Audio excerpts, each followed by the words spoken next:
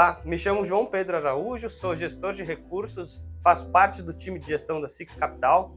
Hoje a gente está com o enorme prazer de receber o Carlos Ferrari, advogado, sócio fundador da NFA Advogados, especialista em direito tributário, professor. Depois você me complementa, Ferrari, que eu acho que é tanta coisa que vai sobrar. E a gente separou um tema bem interessante para conversar aqui, que é sobre reorganização patrimonial. Então a ideia é trazer um pouco do cenário atual, político, todas as mudanças que estão acontecendo, também tirar a dúvida do que é esse tema, para que é necessário pensar nele, quais são os custos que envolvem para fazer uma reorganização, riscos, benefícios.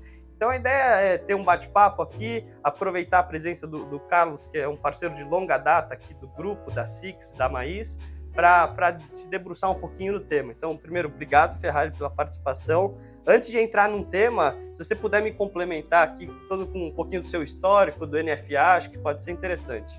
Legal, obrigado, João, pela oportunidade, pelo convite. É muito bom participar aí com vocês, apoiar de conhecimento, de trabalho, trazer um pouco da nossa experiência para vocês aqui.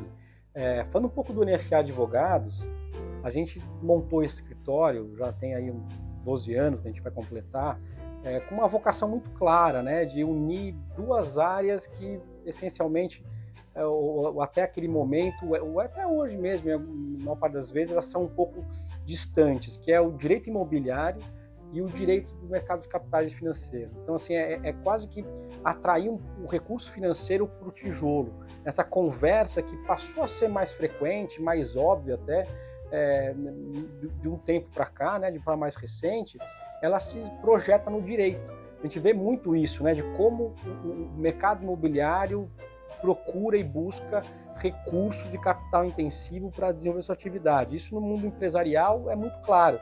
E no mundo jurídico, isso estava um pouco distante, um pouco dissociado. A gente enxergou essa sinergia de forma muito clara e acabou criando um ambiente jurídico próprio, especializado, que une, né, não só o imobiliário, o mercado de capitais, o societário, o tributário e o contencioso. São áreas do direito olhando de maneira mais dedicada para o segmento imobiliário. E isso ajuda, sem dúvida nenhuma, também para esse assunto que a gente vai falar hoje, que é a reorganização patrimonial. E ele acaba chegando até por consequência, né? É inevitável chegar nessa parte. A gente olha para esse segmento, né, de interesse da reorganização patrimonial e associa claramente para um ativo de imobiliário, né? É um dos elementos, é um dos produtos ou é um dos ativos que você tem com mais frequência para organizar, para cuidar. Porque entrando até um pouco no tema, a gente enxerga a reorganização patrimonial como algo necessário para dar longa vida ao patrimônio familiar. Essa a função essencial do planejamento patrimonial, da organização patrimonial, da reorganização patrimonial. Essa era até a minha primeira pergunta, você já trouxe um ponto interessante, que o motivo das pessoas começarem a pensar nisso, a gente usa até bastante aqui na Six, é a perpetuação do patrimônio, né? Perfeito. Tem gente que acha que pessoas, famílias, empresas que querem criar esse patrimônio e depois consolidar ele, né? De alguma forma para ele perpetuar. Acho que fora do Brasil isso também existem várias ferramentas, depois a gente fala um pouquinho, mas aqui no Brasil existe também de outro modo. Então, assim, antes de entrar no assunto, se você puder explicar o que é a reorganização patrimonial, o que significa isso, e depois a gente entra um pouquinho mais nas etapas que ela pode ocorrer. Não, tá perfeito. Acho que a primeira introdução a se fazer é essa percepção de organizar alguma coisa, né? E você faz isso pensando no conceito de organização mesmo. A organização, ela vem ali até de um ponto mais claro, mais direto, que é um organismo, né? O homem é uma organização, a empresa é uma organização. A organização, ela é aquilo que possui funcionamento, uma certa hierarquia e eficiência. Isso é algo organizado, né?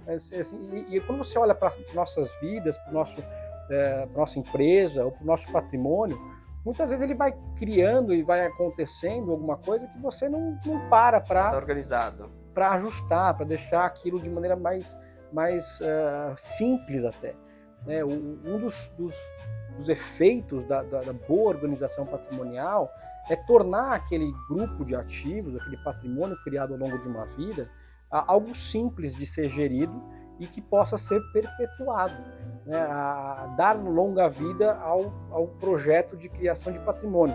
E não só do patrimônio.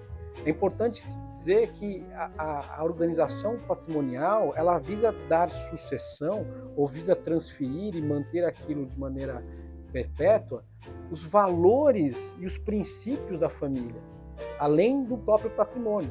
É curioso isso, porque você tem lá uma criação de patrimônio, uma gestão patrimonial, ela aconteceu baseada, calcada em algum tipo de cultura.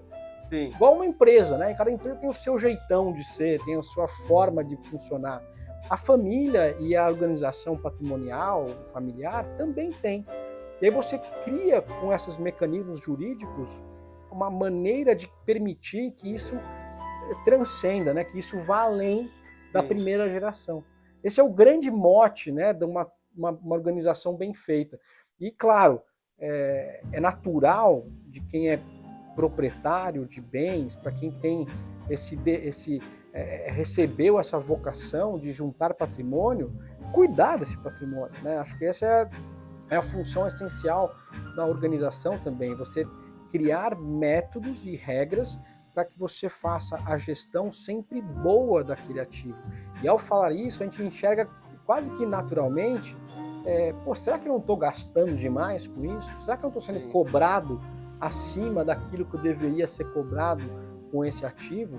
Será que não tem alguma coisa que eu possa melhorar na minha organização para perceber que existem outras formas de se fazer esse trabalho, a gestão desse ativo?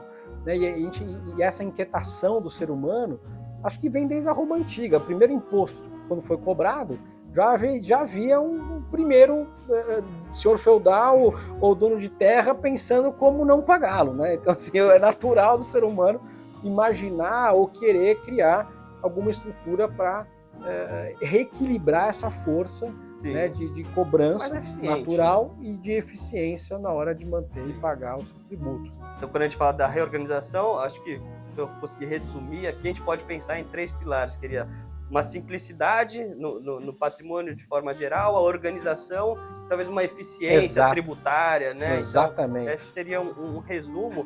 E daí eu já engato aqui. O que seriam as etapas para essa reorganização? Que a gente falou um pouquinho. Aquele empresário que muitas vezes acho que nasce, cria uma empresa, cria um patrimônio, mas ele está muito focado naquilo, né? Ele não está focado na organização e muitas vezes passou isso, né? Então não está mais eficiente, não está tão simples, não está organizado. Então esse cara, quais as etapas que ele tem que cumprir para conseguir fazer essa reorganização patrimonial da empresa, do patrimônio da família e tudo mais? Tá perfeito. O propósito, né, dessa organização, muitas vezes ele vai além, né? Ele não só tem essa função inicial, né, de simplificar, de criar uma eficiência tributária mesmo, pode ser eficiência ou até mesmo redução, né? Ele tem a vocação natural, muitas vezes, de criar uma governança, né? A governança é aquele conjunto de regras que facilita ou melhora o controle e a condução dos negócios, né? Então a governança sempre está muito perto aí de uma boa organização patrimonial, a proteção patrimonial, né? Você criar algum tipo de conduta visando evitar que aquele patrimônio se perca ou que ele se contamine com outras atividades ou diferentes atividades. Daí você começa a perceber que a criação do planejamento passa, num primeiro momento, por entender o momento da família, ou o momento daquela pessoa, daquele grupo familiar, daquele grupo de pessoas, e às vezes você tem até um parênteses, ele não apenas uma única família, às vezes você tem um imóvel que possui copropriedade de 5, 6, 10, 15 pessoas num único imóvel. Isso já é um elemento de eventual dificuldade de gestão ou de descentralização de interesses e desejos de um grupo de pessoas que estão em fases diferentes da vida. Isso já começa a mostrar uma tendência ou uma situação clara de bagunça e não organização. E aí você usa a organização, o planejamento, para retomar ou criar um método para que aquelas pessoas e aqueles interesses plurais fiquem focados numa única direção, numa única centralidade, muitas vezes num único ente. Né? É muito comum você imaginar, eu vou criar holding patrimonial. Né? Agora, para criar essa holding, é importante você criar uma conduta para enxergar, primeiro, a sua necessidade, o seu interesse, e o que você tem de ativos, e como estão esses ativos. Então, as etapas, muitas vezes, ela começa numa reunião mesmo, né? Numa discussão para tentar enxergar da família ou daquele grupo de pessoas qual é a dor, né? Qual é o problema que eles têm enfrentado e qual é a dificuldade que eles têm enfrentado naquele momento, diante daquele patrimônio, daqueles ativos. Feito isso, aí você pode passar de maneira rápida até pela uma estruturação do modelo ideal ou mais perto do ideal e a implementação. Parece simples. No meio do caminho dessas 3 etapas, existe ali uma criação de cultura também. Você não sai, né, da bagunça, vou chamar assim, para a organização como um passe de mágica. Né? Existe uma necessidade de aculturamento, né, de você perceber que a família ou que aquele grupo entendeu o que vai ser feito, percebeu as vantagens, deseja aquilo de maneira muito clara, sabe os efeitos, as consequências daquela movimentação patrimonial e começa a criar ali os degraus, né, para que eu possa transferir ou mexer ou reorganizar o ativo em prol dessa direção, dessa vocação final, que é chegar nesse ente organizado. Existe um trabalho de transição, né? Não é algo feito de maneira imediata, extemporânea. Né? Então, e aí é importante olhar que cada grupo, cada família tem um momento para fazer isso. Né? É curioso, muitas vezes, que você precisa até trazer outros profissionais, não apenas jurídicos, não apenas advogados, especialistas em direito de família, como a gente tem no escritório, uma área especializada em direito de família, uma área especializada em direito societário, uma área especializada em direito tributário, fiscal, que isso se interage em todas as etapas dessa construção do caminho do planejamento, mas também a gente acaba recomendando, muitas vezes, uma pessoa ali para fazer uma facilitação da cultura e da informação a ser trocada entre as pessoas. A família muitas vezes não sabe, né, como lidar com isso, como entrar na empresa, qual é a conversa que se tem, quais são os rituais do negócio. A família está distante e às vezes ela quer entrar na empresa, ou ela está na empresa e precisa ficar distante. Então às vezes existe esse ajuste, né, do comportamento mesmo, da mudança de um comportamento ou da criação de hábitos de comportamento que muitas vezes exige, né, a presença de uma pessoa para orientar. Organizar ali. Exato. Porque muitas vezes assim, a cultura familiar sempre existe ali, mas muitas vezes não foi debatida, não colocou no papel, não está organizado. Então, acho que esse papel essa pessoa, né, entra nesse sentido, para tentar ver quais são as regras do jogo, quais são os objetivos, como atingi-los. Daí, em empresas, muitas vezes, pode criar conselhos familiares, né? Acho que tem ali, depois a gente entra um pouquinho, talvez, ferramentas para essa reorganização. Mas legal, acho que ficou claro aqui um pouco das etapas, que seria também colocar tudo no papel, ver o que existe, o brainstorm, né? Definir as metas em conjunto para tentar implementar, sempre com o auxílio também de alguém que possa ajudar em cada tema. Você já tocou num assunto que eu ia perguntar, existe um melhor momento para fazer isso? Quando que se deve fazer isso? Desde o começo? Não? Espera alguma coisa? Espera tem que ter um patrimônio? Não tem que ter? O que a gente pode pensar? É curioso, né? A primeira resposta, e a mais direta, ela traz a nossa percepção de que o quanto antes é melhor. Você imagina que um patrimônio, e que um ativo, e que um imóvel, que uma empresa, ela vai ao longo do tempo ganhar volume e crescer. A razão da organização de qualquer estrutura, essencialmente da empresa, ela visa trazer, acima de tudo, segurança para o crescimento, para a gente falar da longevidade e da perpetuidade daquele ativo, daquele patrimônio. Se você enxerga isso, claramente você vai perceber que esse ativo vai aumentar de preço, vai aumentar de valor. E a gente também sabe que sempre que existe uma movimentação patrimonial, pode existir tributos e custos associados a essa transmissão. Então, quando você imagina que eu começo organizado, ou eu faço isso ainda no momento incipiente, mais inicial, no começo daquela organização, ou no início daquela aquisição de patrimônio, de ativos, eu vou trabalhar com um custo menor, porque a transferência e a gestão, ou a reorganização daqueles ativos vai ficar menor. Então, assim, idealmente seria isso, né? Quanto antes, melhor. Mas como se diz lá no sul, né? A vida não é muito assim, né? A vida não permite que a gente organize primeiro e depois faça. Às vezes a vida ela traz o inverso disso, né? Ela traz o fato, né? Ela traz primeiro o problema e aí depois você cria uma ação da solução e tem uma finalidade. Então muitas vezes ele exige o fato. Então sempre que o fato acontecer, e o fato ele é um gatilho que eu chamo, que muitas vezes é o que acontece quando os clientes vêm nos procurar ou tem uma necessidade mais premente de olhar, jogar a luz para esse problema, para essa definição.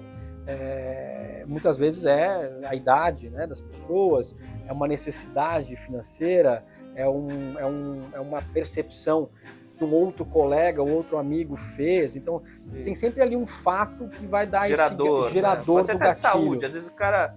muitas vezes tem passa uma dificuldade, não organizei nada para os meus sucessores. Exatamente. Esse é um bem claro, né? Exato, doença. Tudo isso traz um gatilho que é o fato que começa a gerar essa necessidade. E aí esse fato ele vai exigir uma ação, que a ação muitas vezes é identificar aquilo que eu preciso, que eu quero. As pessoas não pensam muito, né? A cultura nossa em geral pensa pouco, né, em transferência de valores e princípios e perpetuidade de patrimônio. A gente sabe como é difícil, né, arrecadar ou agregar ou criar patrimônio e acaba pensando menos de como transferir patrimônio, né? É curioso isso. Porque isso não vai ser mais problema meu, a minha parte eu fiz, né? Já criei. Já criei, já foi difícil o suficiente, e os outros que façam a parte deles, né? Até tem essa ideia, que às vezes é nobre, não, meus filhos vão fazer o deles, eu fiz o meu. E isso não se confunde com a organização patrimonial. Acho que sem prejuízo desse interesse, as pessoas desenvolverem cada vez mais e criarem novos interesses, a organização patrimonial vai, inclusive, permitir que isso ocorra, né? Se você não fizer, talvez esse interesse, a pessoa se desenvolver e criar novos desafios, não ocorra, né? Porque a desorganização permitiu, eventualmente, que ele tivesse acesso, o controle ou gerisse patrimônio sem a vocação necessária ou sem a especialização, a provocação necessária, que seria o ideal, a fundação, ou que desenvolvesse aquele conhecimento, né? Depois para alguns exemplos conhecidos que trazem essa vocação, né? Então, enxergar o momento é aquele momento que você precisou pensar naquele assunto. E aí sim, olhar para essa ação e enxergar a finalidade do teu planejamento. Porque o fato, ação e finalidade. A finalidade é aonde eu quero chegar com esse planejamento, né? Então, você percebeu o problema, desenhou ali uma estrutura, um projeto de implementação e transição para esse modelo organizado, para chegar numa finalidade. A finalidade, às vezes, ela é até simples, né? Organizar para centralizar a gestão de um imóvel. Parece simples, mas é uma finalidade importante. Isso encaixa também até para pessoas que têm um patrimônio reduzido, né? Porque esse tema, às vezes, quando a gente fala reorganização patrimonial, muitas vezes só se pensa naquele bilionário, né? Mas às vezes, que nem você está trazendo, o cara tem um imóvel, às vezes está na pessoa física, ele pode reorganizar aquilo de alguma forma para ser mais eficiente. Seja montar uma empresa, ele dividiu aquele imóvel ali com algumas pessoas próximas. Então, a reorganização também encaixa para essa pessoa, né? Acho que tem espaço. Não tem dúvida. Acho que isso é uma evolução de qualquer segmento e também do planejamento tributário patrimonial. Eu, de fato, comecei a trabalhar com esse segmento há literalmente 23, 24 anos atrás, com um planejamento de famílias de alta renda, né? E era algo realmente curioso você olhar aquilo, e eu via o meu exemplo da minha família, das pessoas da minha volta, e ficava vendo, nossa, como é que o que eles estão fazendo, para que eles fazem isso? Então a gente constituiu naquela época a trusts, né, já abria-se contas no exterior, offshores, uma para cada empresa, um para cada grupo. Era uma engenharia societária e contratual extremamente grande, né, e complexa. Até posso entrar no falar de casos, explicar um pouco esses exemplos. E hoje você tem o outro lado, né? Tudo é muito mais fácil, mais barato, mais rápido. Até essa conversa aqui, no passado você teria que estar num estúdio extremamente caro, alugando, criando dificuldades para isso acontecer, e hoje é algo relativamente fácil, simples de fazer. Com o mundo empresarial é a mesma coisa. Abrir uma empresa hoje é muito mais fácil e barato do que já foi no passado. Você abre e fecha uma empresa hoje em um dia, com rapidez, né? Você avançou demais nesse segmento jurídico. O conhecimento está mais fácil, ele está mais exato, ele está mais distribuído, né? De maneira geral. É claro, muitos cuidados aí nos planejamentos de botequim, né? Nada contra os botequins, né? Nada contra os planejamentos, mas muito cuidado com a ideia de que um planejamento de um serve para outro. Ou, eu já entendi, é fácil, é assim que funciona. Pegar o imóvel, jogar na empresa, ali chamar o sócio, e às vezes um passo errado pode gerar um prejuízo grande. Esse é o elemento fundamental, né? De como fazer o passo para chegar lá. Né? Então, a diferença de um bom planejamento, de um planejamento que vai dar dor de cabeça e problema, essencialmente, ele guarda uma relação direta com as etapas que você perseguiu para chegar naquele planejamento, né? A transição que foi feita do cenário atual que você teve de origem para o cenário final, que é a entidade planejada. Então essa transição, essas fases, esses degraus que eu comento, é o que muda a qualidade ou a substância, né, do teu planejamento. E sem dúvida nenhuma, um elemento adicional que eu acho que é o que traz essa segurança jurídica por trás de um planejamento, que é o elemento concreto. Eu preciso de um planejamento para exercer ou executar ou realizar um fato específico. Eu não posso ter um planejamento vazio, né? Um planejamento que não traz um elemento de concretude, ou de fatos reais, ou de contratos reais, ou de empresas reais. Eu vou criar aqui 30 empresas de fachada. Claramente não faz sentido. A gente fala, a empresa de fachada é de fachada, ela não tem funcionamento econômico, social, ela não produz efeitos jurídicos reais. E aí, portanto, esse planejamento não vai se subsistir, não vai se manter da maneira como se precisa. E o planejamento ele visa, ou a regularização visa exatamente o contrário, é dar mais segurança, mais perpetuidade, mais concretude, literalmente, para que aquilo, né, permaneça no longo da vida, ao longo do tempo, com mais qualidade, com mais eficiência ao longo do tempo. Acho que esse é o cuidado de você olhar, agora eu preciso fazer isso. Né? Legal. Vou fazer um corte. Eu vi um barulhinho, tá gravando normal, né? Tá bom. Talvez fosse meu celular. Não, então tem problema, melhor. Mas ele tá lá na mala. Não, sem problema. Legal. Vou para a próxima, já falar de... Talvez... tudo bem. Mas tudo bem, se ficar mais...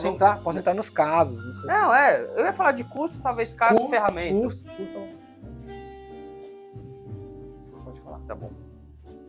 Legal, Ferrari.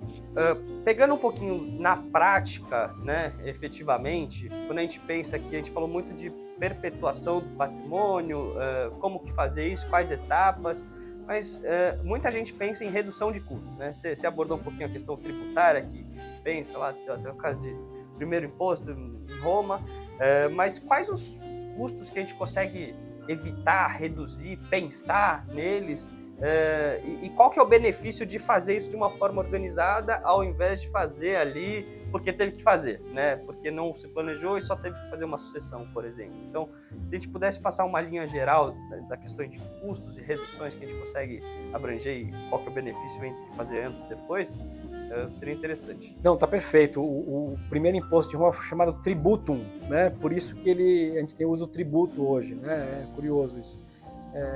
Mas, sem dúvida, um dos principais elementos do planejamento da reorganização, como eu comentei, é você otimizar, criar eficiência fiscal, tributária, inclusive redução tributária, economia fiscal.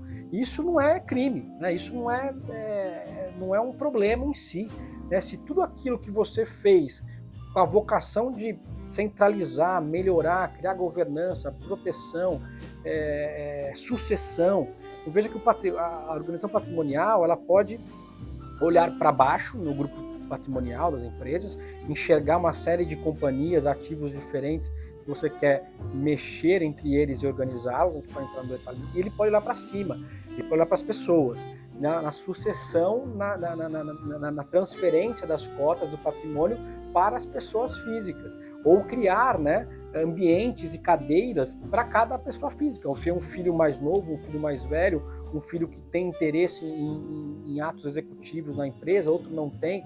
Então você pode tanto olhar para baixo nessa organização quanto para cima. Dito isso, você já verifica algo muito simples, né, muito natural, que se você nada fizer com o seu patrimônio, nada enxergar ali de ajuste, você eventualmente vai chegar no momento do inventário. O inventário judicial, o primeiro elemento que tem a se pagar vai ser o imposto de transferência.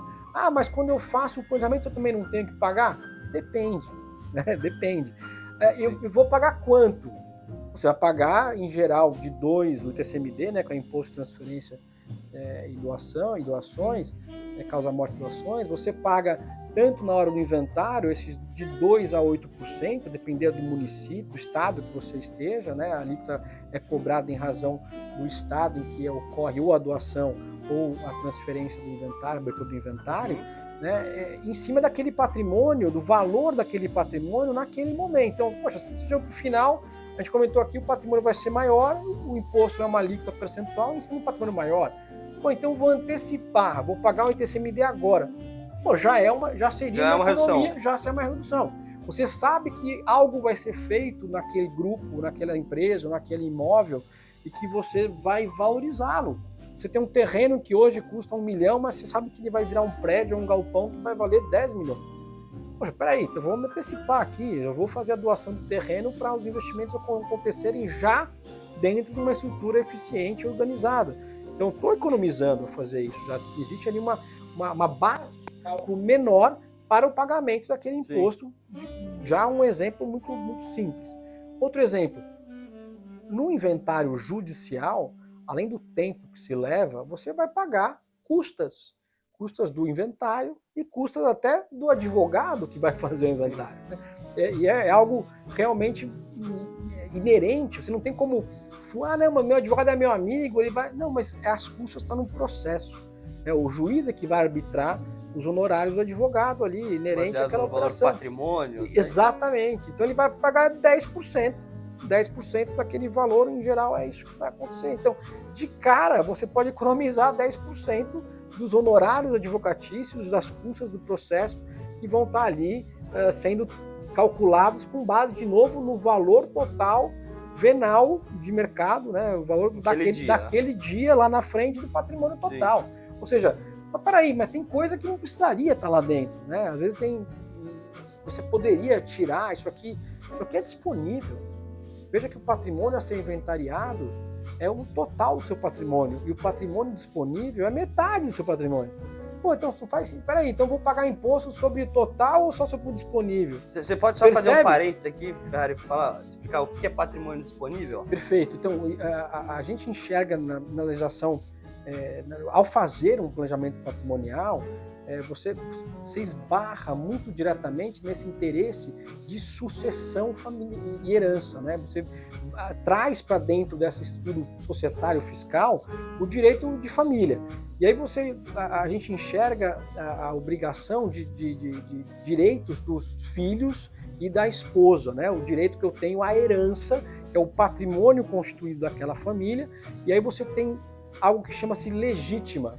A legítima é equivalente a 50% do patrimônio construído do cônjuge ou do ascendente, que vai ser necessariamente transferido, ou não pode ser transferido para terceiros em detrimento dos herdeiros. Se eu tenho herdeiros, tenho esposa, eu tenho filhos, eu preciso proteger esse montante equivalente a 50% do meu patrimônio, pelo menos, para garantir a herança, garantir a sucessão. Está na lei, não dá para mudar. Isso está no Código Civil, exatamente. Esse é o quinhão que cabe, né, aos herdeiros. Então, isso eu tenho que dispor dele conforme a lei manda. E a lei estabelece percentuais específicos para cada um dessas figuras, o filho e a esposa. E de acordo com o regime de casamento, o regime de bens de cada um deles, do casal, né, e dos filhos, claro, conforme a família, o casal que foi criado por essa segunda geração. Então aqui entra, né, uma percepção de que se você nada fizer, a sua transferência patrimonial via sucessão no inventário judicial vai seguir exatamente essas regras e você vai acabar pagando, né, ou você não, mas a sua família, o seu patrimônio, né, vai acabar pagando sobre a totalidade dos bens que você tem ali a ser inventariado, criando eventualmente disputas adicionais, custos adicionais. E, às vezes, esse imóvel já era daquele filho, ele está morando lá naquele apartamento. Aí vem o outro e fala, não, mas eu quero morar naquele apartamento. Né? Então, assim, nunca pagou aluguel. Poxa, então assim, abre-se, né, no inventário aso para você discutir ou trazer discussões no momento talvez não ideal. Sim. Quando você faz o planejamento, você criou o fato, a necessidade, né, a ação e a finalidade de fazer aquilo. Você está no ambiente correto, você está no momento correto. Eu comentei, você traz até um facilitador, a gente tem lá... intermediário. Imagina um cara que vai explicar o que é governança e cultura para a família, criando um ambiente fácil de comunicação. Diferente do ambiente judiciário, do fórum, do processo, que é um ambiente... estressado já, de certo modo. Exatamente, é um ambiente beligerante por natureza, contencioso por natureza. E aí cada um vai trazer o seu advogado com o seu interesse próprio e muitas vezes antagônico, e não em virtude da necessidade de somar e de perpetuar o interesse da família e valores da família. Você está num ambiente diferente, você está no ringue para fazer a transferência patrimonial. Você não está ali, né, numa sala agradável, numa reunião agradável, discutindo, né, produção de patrimônio e de conteúdo, de segurança e vocação favorável à perpetuidade do ativo. Né? Então tem até os benefícios indiretos, que eu vou chamar de certo modo, que a reorganização patrimonial não se restringe só à transferência ou organização do patrimônio, mas ela pode trazer esses benefícios indiretos sociais para a família, né? Que muitas vezes, num caso de sucessão forçada, vou chamar assim, pode criar um rompimento da família, né? E que nunca mais, né? vai se falar. Isso é relativamente comum. Exatamente. Então, com essa organização, você consegue, além de perpetuar o patrimônio, ter essa boa convivência, cultura familiar, que a gente citou bastante aqui, né? É quase que a perpetuação dos valores da família. É isso que você vai criar com esse planejamento. Você vai além de simplesmente transferir o imóvel A para o filho, né, para o filho B, e não é apenas isso, né? Você cria a condução dos negócios para que isso aconteça e se mantenha ao longo do tempo, dos negócios em geral, dos ativos em geral. Não é só imóvel, não é só... você consegue criar a governança e os controles e regras e valores, nem que as pessoas não sejam sócias da mesma empresa. Muitas vezes entre não sócios, né? A gente falou aqui do conselho familiar, né? Do protocolo de família, é um instrumento contratual obrigacional que tem sim validade jurídica entre esses membros da família e que pode regrar e estabelecer condições de tratamento e de transferência de bens e ativos entre esses membros que não são sócios da mesma empresa, muitas vezes, ou nem querem ser sócios ainda, ou não precisam ser sócios ainda daquela empresa. Então ele serve como esse instrumento intermediário para eu aumentando o conceito de profissionalização e gestão profissional daquele ativo ao longo de um tempo mais longo. E aí, só para não fugir da pergunta, a redução fiscal, economia e custo, ele vai desde esses exemplos que a gente comentou até algo extremamente vantajoso. Quando você coloca na estrutura de planejamento, algo como fundos de investimento, né? Hoje a gente tem essa ferramenta também muito mais disponível do que era no passado. Você fala de um fundo multimercado, um fundo imobiliário, um FDIC, um FIP, né, os fundos exclusivos hoje, é algo extremamente mais simples do que foi há 5, 10 anos atrás.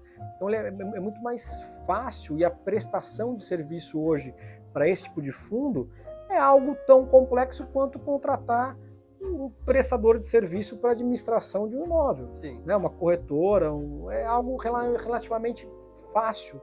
Antes, ou há um tempo atrás, você tinha isso como quase inalcançável. Você falava em family offices caríssimos, de bancos de primeira linha, só lá os bancos estrangeiros que faziam esse tipo de análise, se debruçavam sobre esse tipo de produto familiar, exclusivo, alta renda, acima de 100 milhões.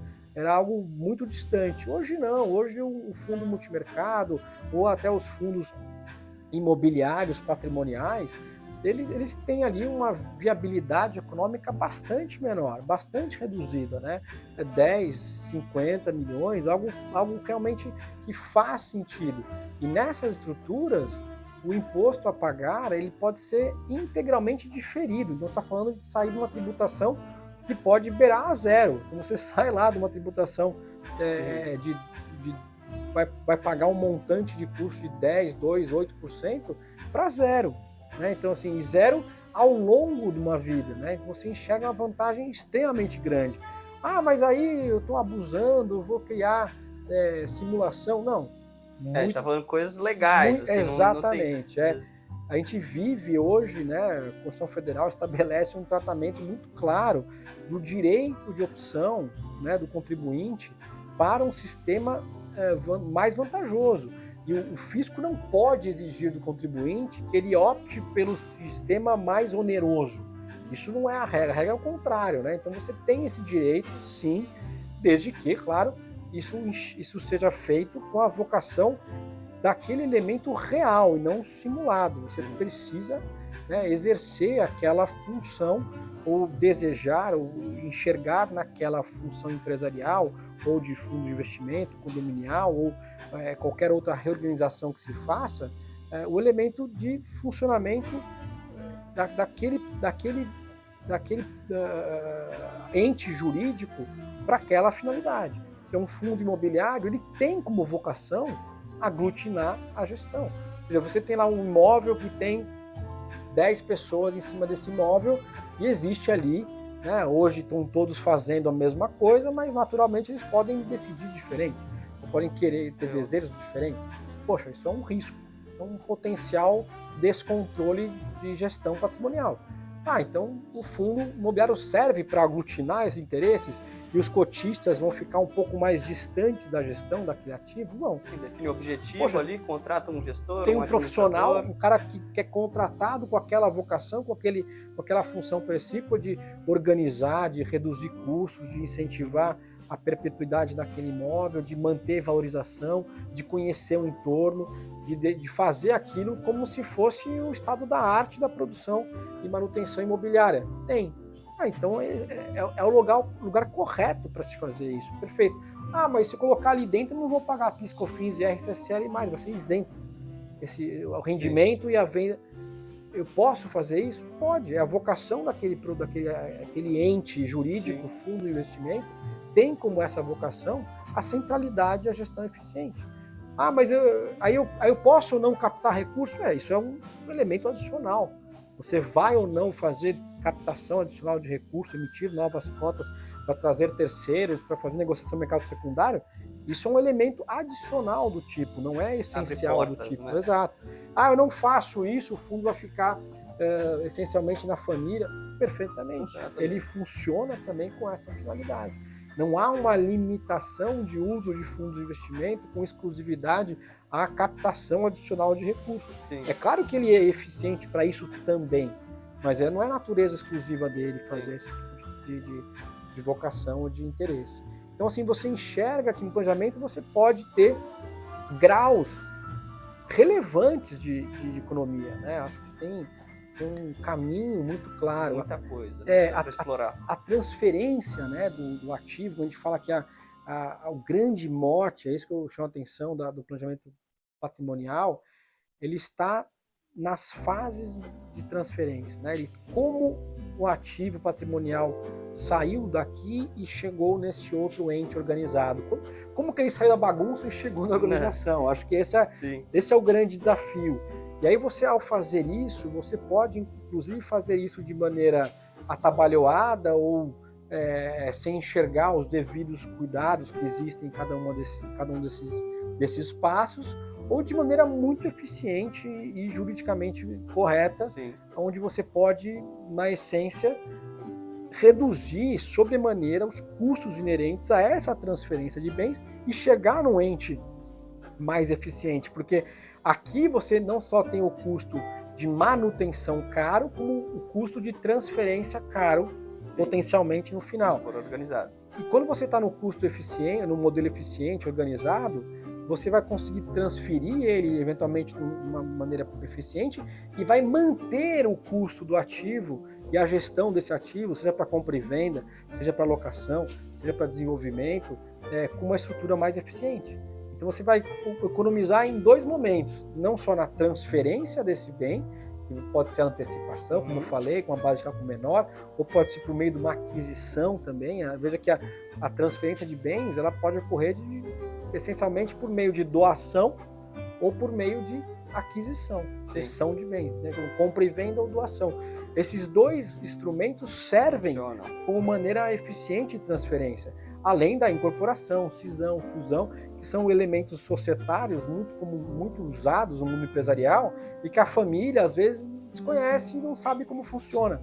Empresas de grande porte, multinacionais, estão acostumadas a usar isso, né? Fazer cisões, incorporações, cisões de empresas, cisão de ações, incorporação de ações. Você tem ali uma série de instrumentos societários comuns para o mundo societário, empresarial, que quase indispensável a boa gestão, a boa governança, né? E você coloca empresas de grande porte que usam isso de maneira quase rotineira, algo natural. Eles precisam disso para se tornar competitivos, né? Ou seja, o fisco não pode criar uma concorrência desleal freando que as empresas façam esses movimentos. Acho que esse é o ponto. Ela é de interesse do mercado empresarial e do direito e da nosso princípio constitucional que você crie eficiência e permita, né, com uma liberdade de contratação e de realização desses atos societários inerentes à organização eficiente do mundo empresarial e patrimonial. E a empresa vai pegar isso emprestado. A família vai pegar isso emprestado. Ela vai olhar os exemplos que existem e vai enxergar nesses exemplos algo que para ela é valioso, funciona, né? Algo que para ela também pode ser usado. Esse ponto que eu queria entrar, até Ferrari, você citou. Acho que essa parte de governança e societário, a gente vê muito claro, por exemplo, em companhias de capital aberto, né? Ela precisa ter isso para ser eficiente, senão pode ser que ela não exista daqui a pouco, porque algum concorrente vai fazer, vai ser mais eficiente, mais barato, mais tecnológico. E muitas vezes esse cenário está um pouco distante ali das famílias e empresas, né? Então, pelo que a gente conseguiu explorar, hoje em dia está mais acessível você fazer isso e não tem por que não fazer, né? Uma governança um pouco melhor, questões societárias.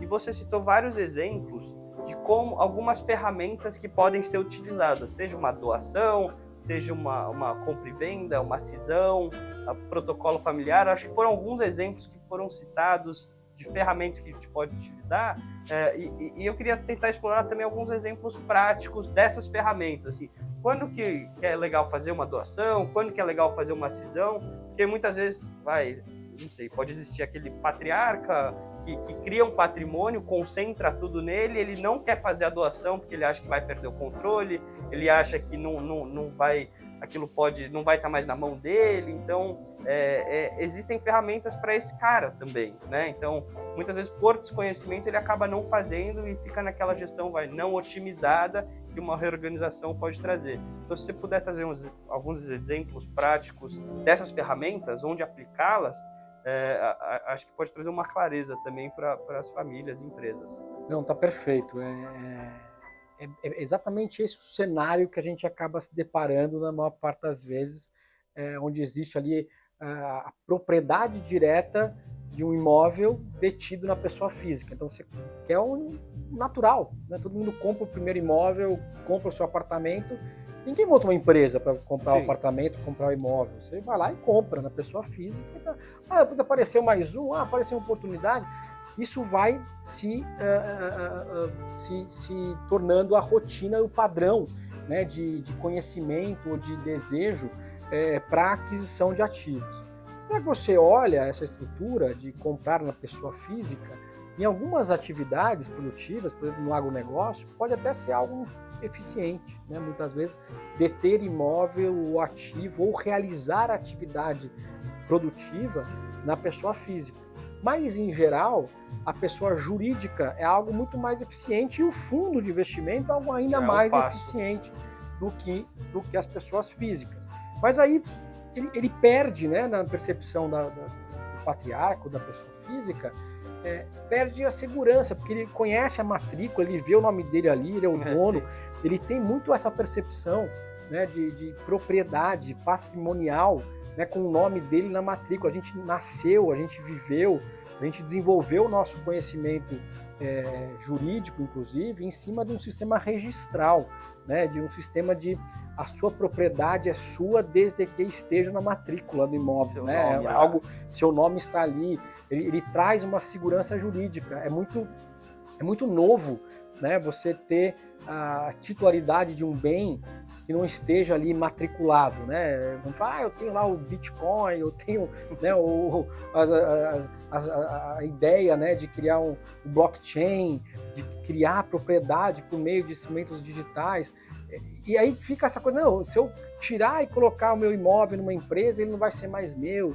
Então, acabam criando-se alguns mitos e confusões, ou por desconhecimento, ou por insegurança mesmo, né, ou por exemplos de desvio, né, que podem ter acontecido, por problemas reais que aconteceram, e a pessoa fica um pouco refratária a criar ou pensar em transferir, né, o patrimônio ou para os filhos ou até para uma empresa que seja dele mesmo. Veja como eu comentei, você pode criar a organização para baixo, sua mesmo, sem se desfazer de R$1, de um imóvel, qualquer que seja, mas apenas tornando esses seus ativos mais eficientes por meio de estruturas societárias ou de fundos de investimento ou de contratos, né, muitas vezes, de acordo com a sua atividade que você desenvolve. Daí a necessidade do advogado conhecer muito bem a atividade e o interesse desenvolvido por aquela família, ou pensando na transferência e na sucessão. Uma coisa não é necessariamente vinculada à outra. Agora, veja, se você organizar para baixo, já vai ficar mais fácil a transferência para cima, sim, ainda que você não antecipe, ainda que você não faça isso agora. E aí, pensando em antecipação, transferência, não é que já houve a transferência, a organização para baixo, que eu digo, das empresas, dos ativos. Você vai encontrar a possibilidade de entregar as cotas ou do fundo ou da empresa da mesma maneira, da mesma forma, para quem quer que seja. E aí você pode entregar essa transferência por doação ou por compra e venda, né, sem que com isso você perca a gestão e a governança desses bens. Benefícios econômicos também. Exato. Você inclusive pode separar direitos políticos de direitos econômicos. Existem contratos, né, muito sólidos, e a legislação societária permite isso, a lei da SA permite isso, as leis de fundos de investimento permitem isso, que você separe esses poderes de gestão poderes políticos, portanto, de voto, administração, condução de negócios, do poder patrimonial e econômico. Você pode separar uma coisa da outra. E isso claramente vai evitar que você perca ou crie a possibilidade de perder de forma antecipada a condução dos negócios. E aí tem um passo além, né? Muitas vezes você não precisa nem chegar nessa transferência de maneira mais direta.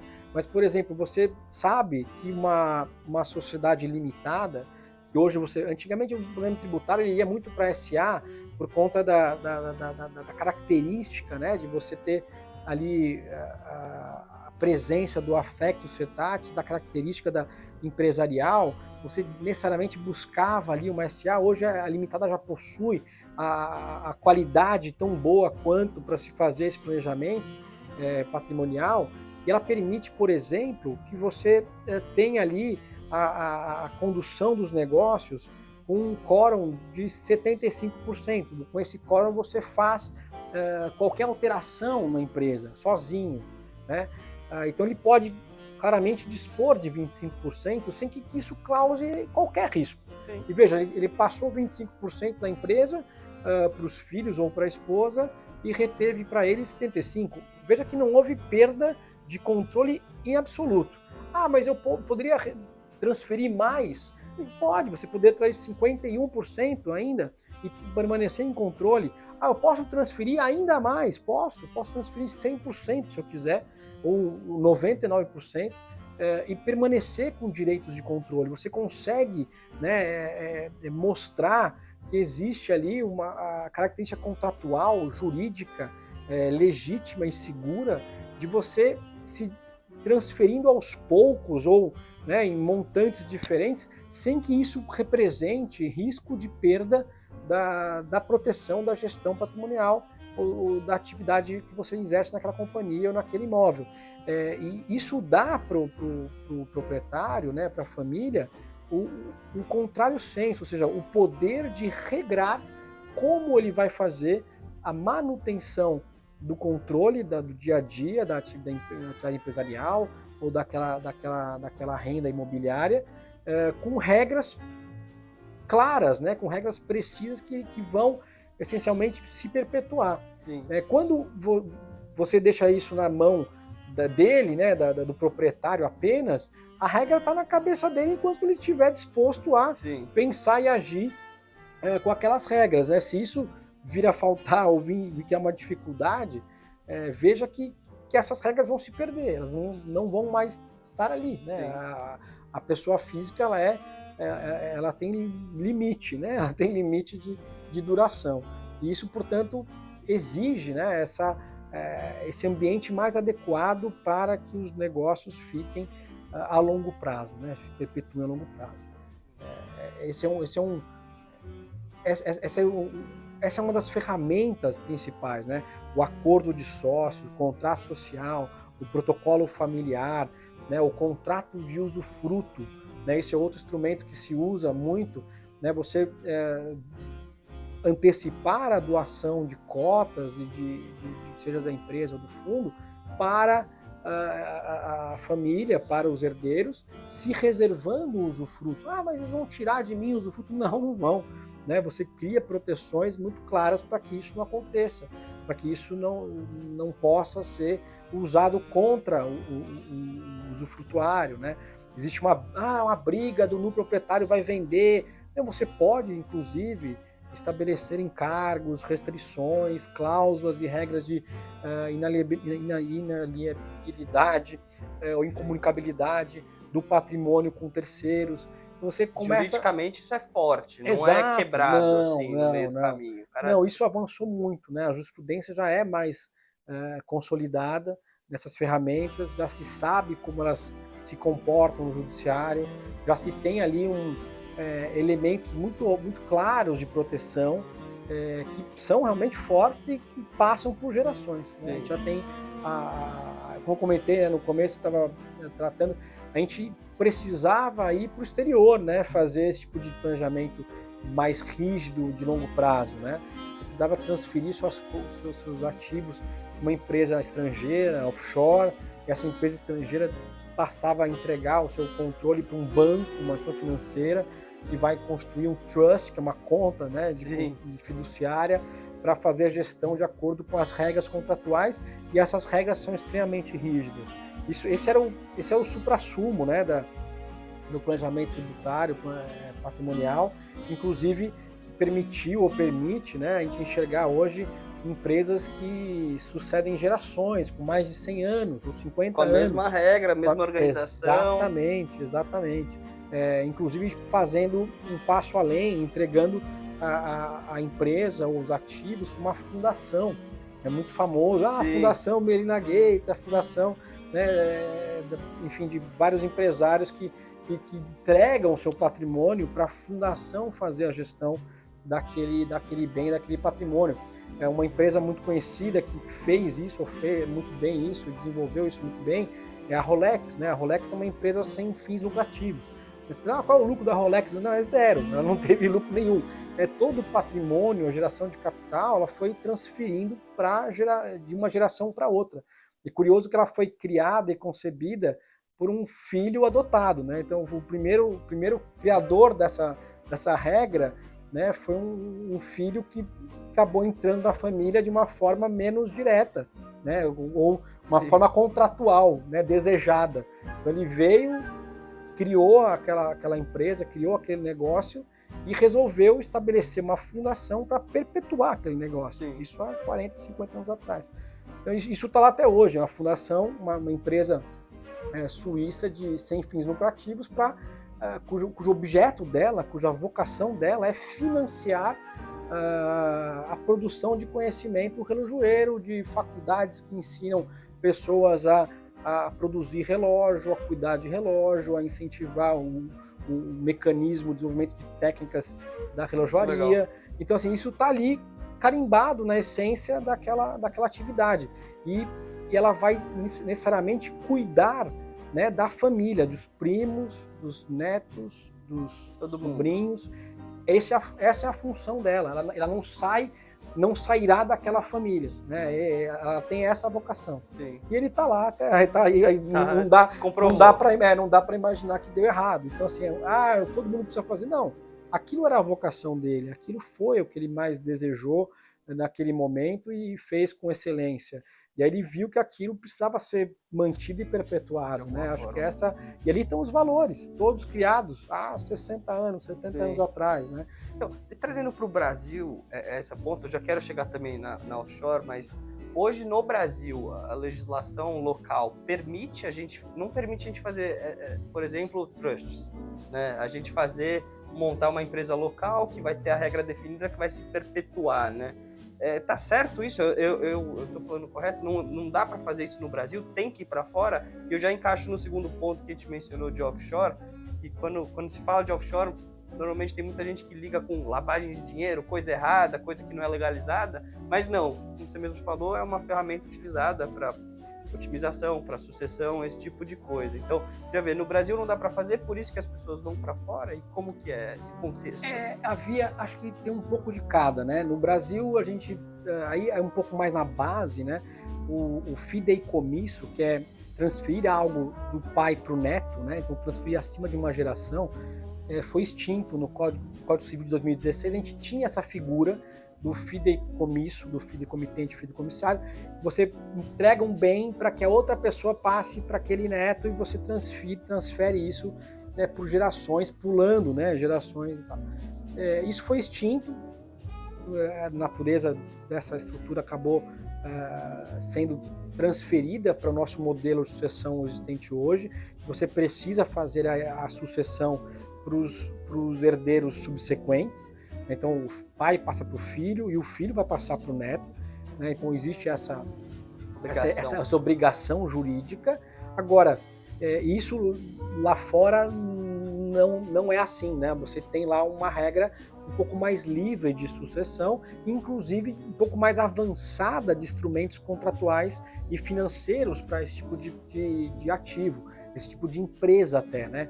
O Brasil não tem mais empresas ao portador, né? No exterior você encontra isso ainda, você não tem ali essa figura ou prestação de serviço fiduciária tão evoluída, né? A gente tem o fundo por solicitação do cotista, é algo muito recente.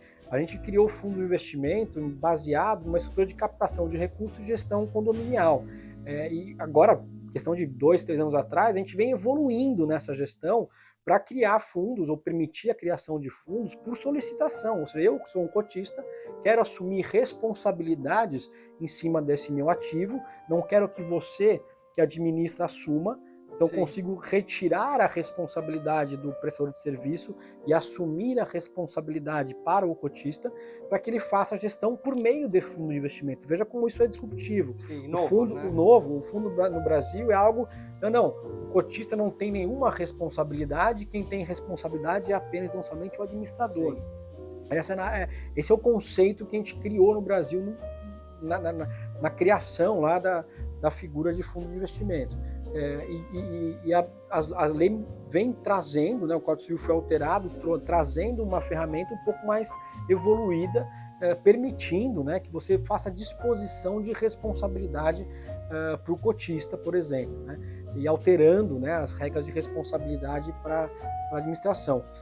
Mas a minha percepção é que isso já é bastante mais avançado no exterior, e os instrumentos jurídicos também já são um pouco mais fáceis e recorrentes de se fazer lá fora, né? Permitindo que você crie com mais segurança e longevidade essas regras. Mas, de maneira nenhuma, você precisa disso para ter essa segurança no Brasil hoje em dia. Então, você pode e consegue criar uma sucessão bastante longeva, com segurança jurídica, ainda que não tenha figura de fideicomisso, ainda que não tenha instrumentos jurídicos societários e contratuais que se tem lá fora com uma recorrência. A gente tem a lei inclusive está trazendo já a percepção do trust para a tributação no Brasil. Isso já está no radar, né, dessa medida provisória aí, 101, né, 1101, que já olhou para o trust, já tem ali já tem ali a figura desse conceito, né, dentro do ordenamento jurídico brasileiro para a tributação. É verdade, mas já começa a enxergar isso como algo que existe, algo que está dentro do nosso ordenamento jurídico também. Mas a estrutura que se usa para garantir essa perpetuidade é a organização, como foi a organização. Quando você cria, né, instrumentos jurídicos que permitam que essa organização exista, a sucessão ou a perpetuidade, ela vai ocorrer quase que de maneira indissociada, ela vai ocorrer de quase maneira natural. Você ainda vai ter que fazer a sucessão, não é que ao fazer a organização você não tem mais nada a suceder. Não, você precisa suceder. Você vai ter as cotas a serem inventariadas, ou você vai ter créditos a serem inventariados, ou outros ativos que você, cotas de empresa, cotas de fundo, ou créditos a serem inventariados. Agora, é algo mais simples e mais rápido e mais barato, né? No exterior, você pode sequer ter algo a inventariar. Essa é a grande diferença. A gente não chegou ainda nesse modelo, talvez chegamos aí. Sim, uma evolução. No momento próximo aí, sem nenhum problema. Legal. Você trouxe um ponto, talvez, da MP que tá rolando e algumas questões políticas que vira e mexe elas podem impactar aqui a organização patrimonial, né? Então, existe uma reforma tributária que se debate, que às vezes vai mais para frente, volta, são várias pautas distintas. Acho que há poucos anos se falou sobre a tributação de dividendo de fundos, até imobiliários, né? Que seria um impacto grande, mas também a tributação de dividendos em geral. De fundo exclusivo também. Então, deixar de ter o diferimento, né, de fundos fechados. Então, são vários pontos que vira e mexe aparecem aqui na política. Quais são os que tem hoje em dia, né? O que está acontecendo que pode mudar substancialmente aqui, talvez um planejamento tributário que o investidor, o empresário, a família deveria ficar atento? Acho que esse momento que a gente passa é um momento de evolução legislativa natural, né? A análise fiscal ela está muito em voga por conta da necessidade de arrecadação também cada vez maior. Mas isso não é uma novidade, isso esteve aí. Ele sempre vai continuar. Exato, é como a gente combinou aqui, né, desde lá de Roma, você tem uma necessidade arrecadatória de um lado e tem uma necessidade de evitar excessos de outro. E cabe, né, ao contribuinte ser diligente e o dever de proteção, né, do ativo da maneira mais eficiente. Acho que isso se mantém. O que tem de riscos é que, às vezes, uma das estruturas conhecidas de planejamento é justamente o fundo exclusivo, por exemplo, que ele tem ali uma qualidade muito importante, que é evitar que eu faça a tributação antes da disponibilidade financeira do recurso, que é esse diferimento. Então você vai tributar? Vai, mas quando? Quando eu for usar o dinheiro. Até lá você pode trocar o ativo. Então eu tenho um investimento na bolsa, comprei ações da Petrobras, vendi e comprei ações da Vale. Poxa, se a pessoa física fizer isso, ela tem que recolher o tributo do ganho de capital que ela teve na ação da Petrobras e depois ela tem que ir lá e comprar a ação da Vale. E assim por diante em todos os ativos. Comprei um imóvel, tributo ele e compro outro. O fundo não, o fundo ele compra e vende e só vai tributar quando ele distribuir o rendimento para o cotista. Sim. Então ele ganha uma vantagem muito grande, ele tem mais ativo realmente para poder trabalhar. Então isso é uma estrutura muito vantajosa. Agora, vai ser sempre assim? Depende. Né? Então está assim, é assim hoje. Vai ser sempre no futuro? Isso é difícil falar, né? A gente sempre que tem um espaço para que existam cortes de benefícios ou alteração de regras, a política, né, vai sempre olhar em cima disso, né?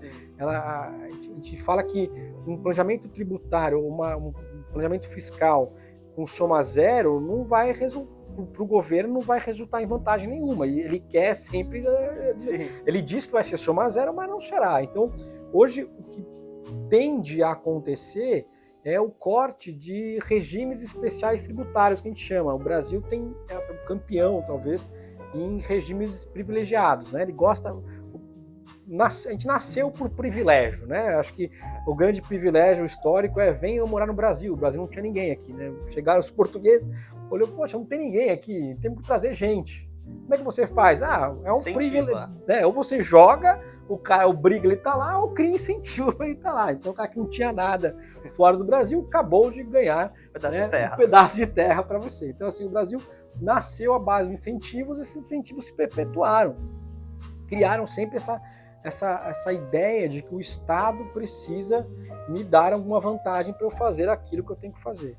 Isso está no DNA da nossa cultura, da nossa herança histórica. Isso tem sido cada vez mais comparado com outros países e também olhado com uma maneira meio dissociada do mundo moderno, ou menos associada ao mundo moderno. Então, poxa, você não pode ter privilégios excessivos. Talvez privilégios equilibrados, transitórios, faz sentido. Agora, um privilégio perpétuo, poxa, acho que não dá para ter. Sim. Se o mercado já está aí estabelecido, eu não preciso mais do privilégio. Eu posso voltar ao estado natural das coisas, da regra geral.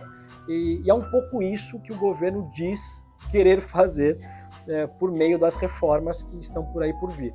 E é um pouco isso também que foi feito no passado, quando apareceu algumas reformas feitas anteriormente, ou pretensão de reformas. O que a gente enxergou é que, na maior parte das vezes, alguns setores tidos como essenciais acabam ficando preservados.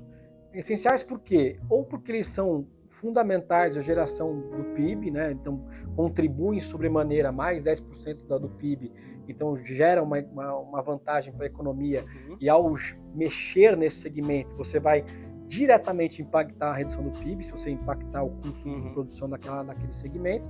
Então esses segmentos vão talvez ter uma sobrevida aí, né, de privilégios ou de regras mantidas como são hoje.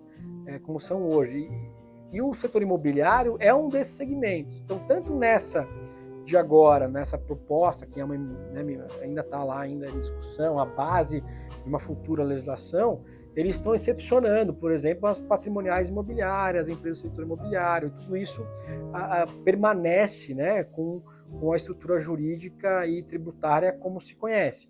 Tem algumas mudanças do ponto de vista operacional, mas no final é que a soma, a compensação permaneça como está. Os fundos imobiliários aconteceu algo semelhante, eles quiseram tributar, viu-se que não seria algo vantajoso, a arrecadação em cima daquele ganho seria pequena. Afetar muito o mercado. Exato, então assim, tem um lado de bom senso, mas é sempre muito difícil adivinhar para que lado vai, né, a voracidade arrecadatória. O fato é que ela existe e também é o fato que você vai ganhar mais se movimentando do que ficando parado. Geralmente é essa a tendência. Mas eu montei, agora eu não tinha tributo, vou passar a ter. Não é bem assim, né? Então tem que comparar os cenários com os cenários naquele momento. Eu não posso comparar laranja com banana, um cenário futuro hipotético. E aí, quando você está no futuro, eu queria estar como está no passado. Não, peraí, mas não é máquina do tempo, né? É lateral, não é de para frente e para trás. Então, acho que tem esse cuidado, mas sem dúvida é preciso se antecipar em algumas movimentações. Inclusive, uma tendência curiosa, mas é verdade, é de aumento do custo dos impostos de transferência. Então, hoje é 2%, ele pode vir a ser 8%. Né? Então, já está acontecendo isso. Alguns estados já estão aumentando, né, as alíquotas que eles podem aumentar. A legislação permite que o estado aumente a tributação sem muito esforço. Sim. Então, ele pode, de um ano para o outro, simplesmente trocar essa alíquota que hoje é 2 para 3, para 4, para 5. E você tivesse feito a doação com 2, você tinha resolvido o teu problema a 2%. E ao passo que agora você tem que resolver com 8%. Então, assim, tem dos dois lados, né? Tem a antecipação estratégica para permanecer a regra como ela é hoje, você conhece, e evitar que lá na frente ela fique mais cara para você. Ou, eventualmente, pode acontecer que você, movimentei aqui e agora eu tenho que movimentar de novo. Sim. Eventualmente você pode prever e estabelecer regras que se ajustem a isso. E nem sempre essa movimentação vai causar ônus excessivo. Tá? Às vezes você consegue fazer movimentações que permitam, né, você ir e voltar, colocar o recurso, tirar o recurso, sem que isso resulte em ineficiências. Né? Legal. Ô Ferrari, queria fazer uma pergunta aqui também até diferente, né, que eu trouxe aqui, que até é uma curiosidade minha, que eu já ouvi as duas respostas. A gente falou muito de perpetuação, de transferência de patrimônio, mas existe...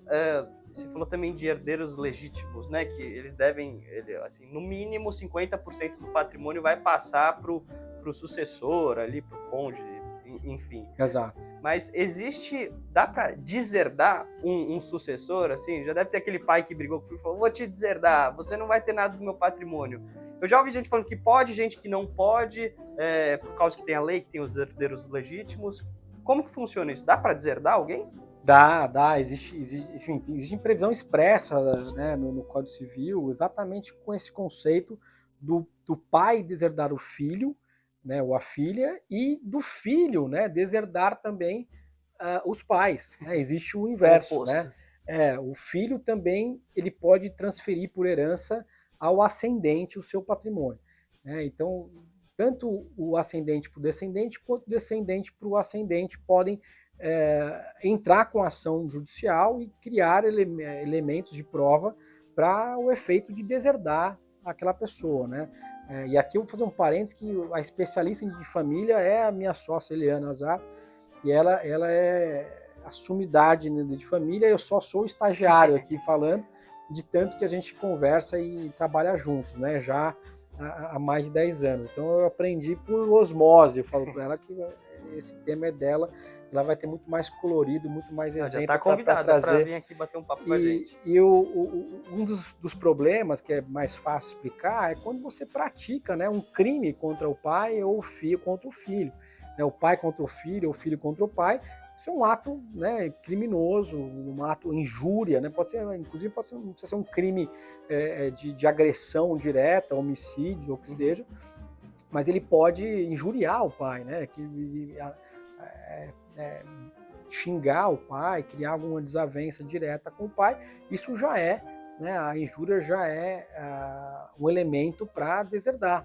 Né? Outro fato que pode provocar esse tipo de problema, de efeito também de proibir a sucessão da herança, é o cônjuge ter relações conjugais com a esposa do filho, ou vice-versa, o filho com a esposa do pai.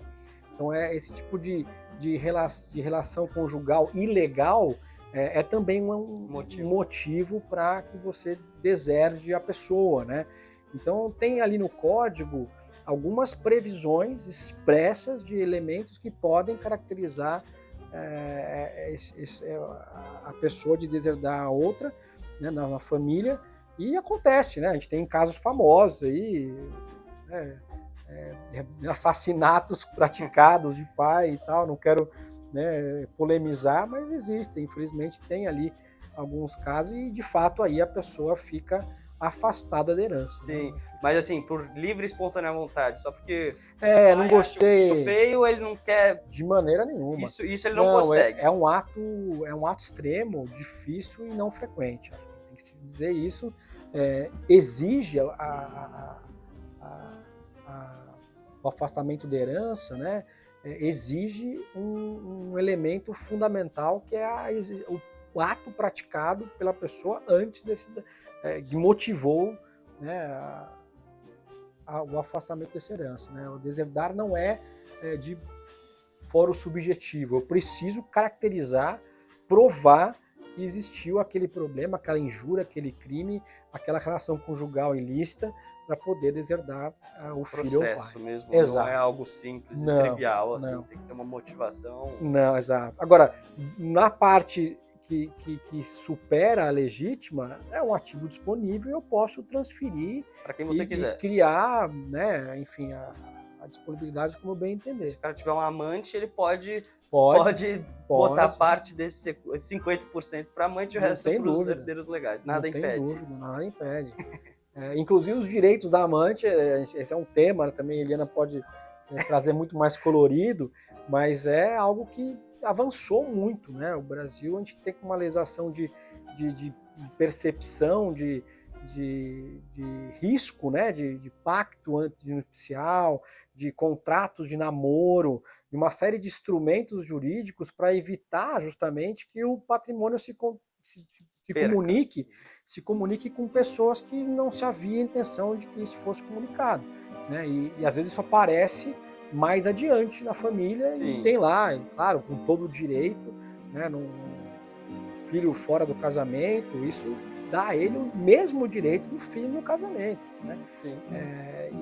E é importante também frisar que o regime de casamento, muitas vezes, você eu vou casar com a separação total, então isso resolve a minha vida. Só que na herança, não é o regime de casamento que prevalece. Portanto, aquela pessoa que tem a separação total passa a ser herdeira legítima junto com os filhos.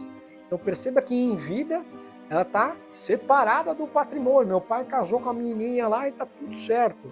É separação total.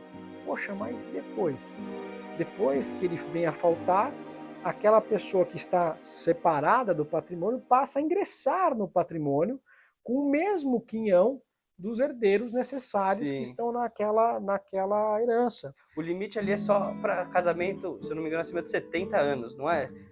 Se ele casa acima de 70 anos, daí não participa do patrimônio? Não, ali, então, na verdade, essa idade ela vai trazer a necessidade de não comunicar em vida. Na herança... É tudo igual. Exato. Se ele casou 6 meses, morreu, exato, entra no mesmo pacote. Exatamente. Exceto você criou alguma regra estrutura de organização. Exatamente, testamento e assim por diante, para tentar preservar o patrimônio, separando o que é legítimo, o que não é, mas ela vai ser a pessoa que convive com a outra, será, a rigor, né, herdeira necessária junto com os seus filhos. Sim. Legal. É importante essa ressalva. Sim.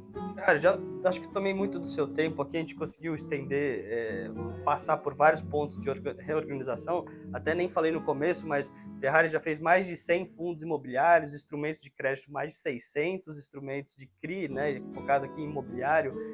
O escritório dele tem mais de 110 advogados atuando aqui, seja no direito tributário, contencioso, assim em diante, família. Acho que tem tanta coisa que eu nem sei aqui de cabeça. Imagina. Então, queria agradecer sua presença nesse bate-papo com a gente.